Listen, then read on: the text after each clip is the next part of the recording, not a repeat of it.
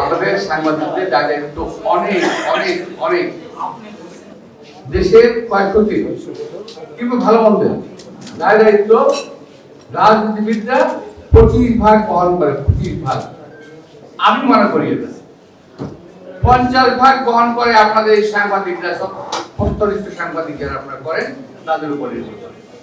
যদি আপনারা মিথ্যা সাংবাদিকতা না করেন, যদি আপনারা কারো দ্বারা প্রভাবিত না হয়, সাংবাদিকতা না করেন, সঠিক কথাটা বলেন, তাহলে দেশটা অনেক আগে বেড়ে যাবে। আচ্ছা, আপনার সাংবাদিকতা বলেন তো, সাগর রুনি হত্যা মামলার কতদিন হলো? 7 বছর না 13 বছর, 116 বার চার্জশিট লিখানো হয়েছে। আচ্ছা, আপনার মুখে হাত দিয়ে বলেন কয়বার লিখেছেন বলে কথাটা? শুধুমাত্র যখন চার্জশিটে লিখানো হয় ছোট্ট করে লিখে দেন, রুনি হত্যা মামলার সাগর হত্যা মামলা 116 বার আছে, দেখলাম 116 বার, একটা বলতে ছোট্ট করে। এখন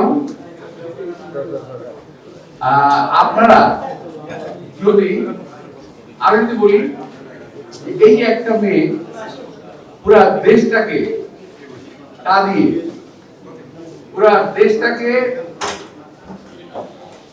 পুরা জাতির বুকটাকে ছিন্ন ভিন্ন করে একটা মেয়ে চলে গেল কথাটা আসিয়া। আমি তো আপনার মাঠটা তোমার তো আসিয়া সম্বন্ধে আপনারা লিখছেন ভালো, কিন্তু এরকম আসিয়া কি বাংলাদেশে আর নাই? কিংবা এই আসিয়ার চেয়ে করুন আর কোন ঘটনা নাই বাংলাদেশে? এই বাংলাদেশে কোনো হত্যা হয় নাই, রেপ হয় নাই? আপনাদের সাংবাদিকদের দায়িত্ব অনেক অনেক অনেক।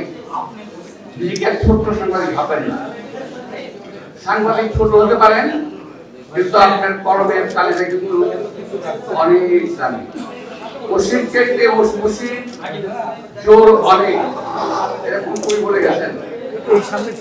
ওসির চাইতে ওসির জোর অনেক। আমাদের লেখা, আমাদের বলা, আমাদের কথা কিন্তু জাতির অনেক লাভ হবে।